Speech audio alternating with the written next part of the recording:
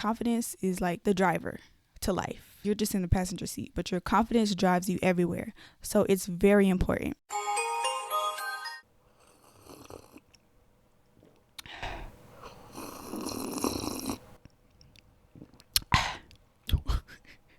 What's up, y'all? It's me, Noble from Noble Talks, and today I have a tea talk for you guys, and I'm really excited about this because so many people have requested me to do a video on how to build your confidence, and I actually did one some years ago, but this one is so much more improved. I do recommend you guys to watch the first one that I did a few years ago because that one is very informative, but today is a whole new upgraded version of building your confidence. I made that one when I was around 14, 15, and I'm 17 now, so I've learned so much and I know so many more techniques to building your confidence, and I'm going to share that today. In life, you need confidence to succeed, so that's exactly what we're going to be talking about today. So for today's tea talk, y'all already know what tea I have going on.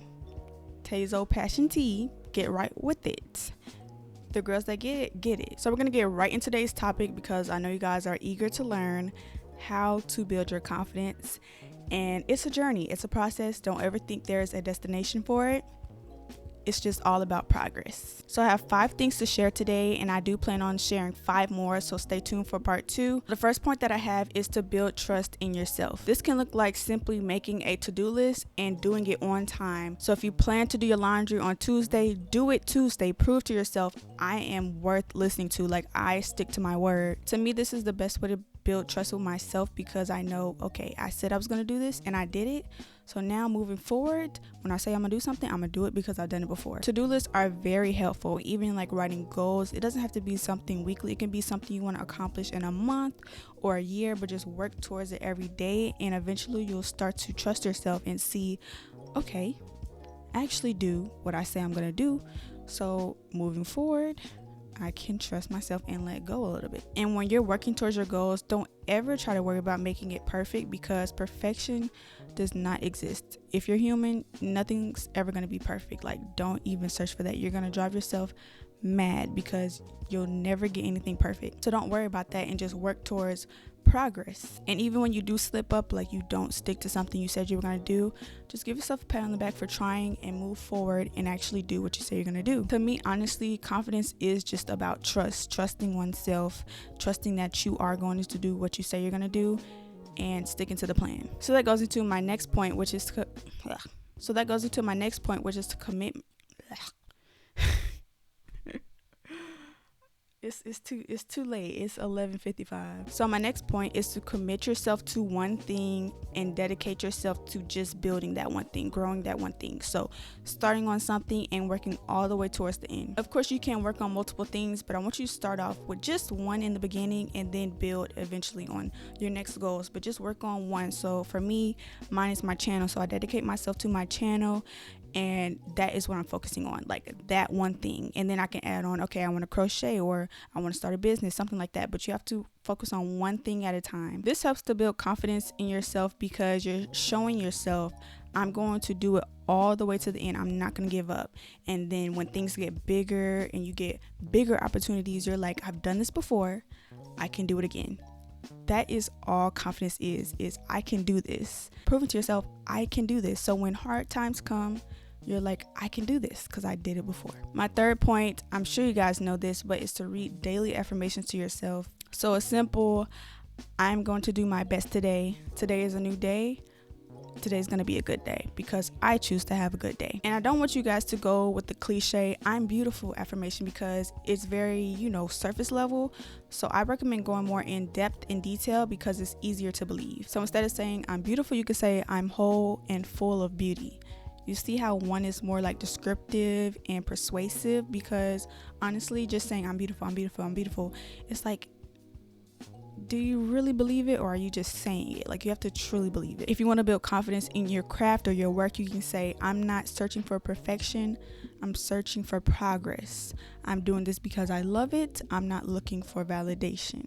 Things like that. I can do a whole topic on just like affirmations because that's something I've been working on, because the I'm beautiful and I'm worthy, that's so surface level that your brain is like, girl, you're just doing this just because. Like, you have to truly believe it. My fourth point would be to lean off of the need for validation from others. When you place the validation of others over your own, you're bound to break and easily be offended and, insecure because you place what other people think over what you think, and that is not a good trait to have. One of my favorite things to do is to validate myself, my feelings, my emotions, is to journal. Journaling has been my favorite thing ever. Just being able to get my thoughts out on paper and express myself and not feel judged has been the best thing ever for me. Because if you're anything like me, getting vulnerable with others kind of makes me cringe. Like, why am I crying? Like, why am I expressing myself? Like, I don't even do this. But you have to learn to be vulnerable with yourself and express your own emotions, because once you validate your own feelings, it doesn't matter if other people are, because you got it within. Like, I got this. And know that your journal is your safe place. So don't judge yourself when you're expressing your thoughts and your feelings and opinions, because it doesn't have to be perfect, okay?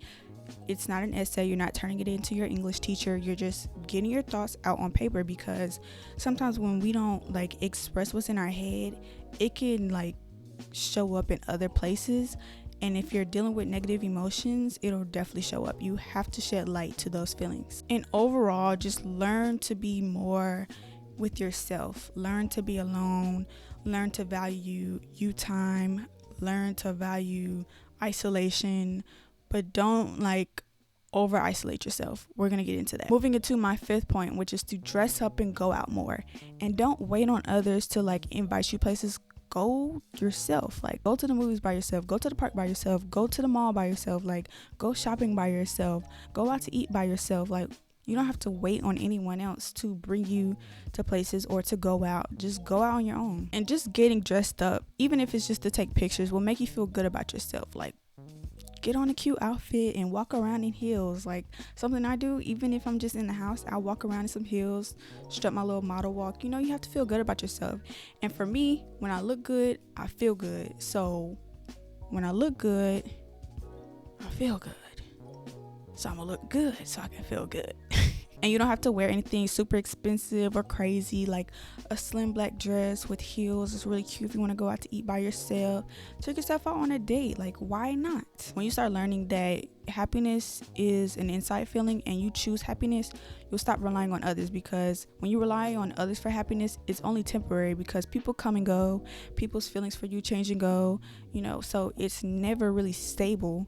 The only thing stable is the feelings you have within. And even that isn't always stable, because I'm not going to say I always feel good about myself, but it's more stable because I'm with me every day. So just learn the balance between not being overly independent and not being too codependent. Definitely hang out with people, definitely interact with people, definitely be social, but don't be overly dependent on others. So that wraps up today's episode. I hope you guys did enjoy.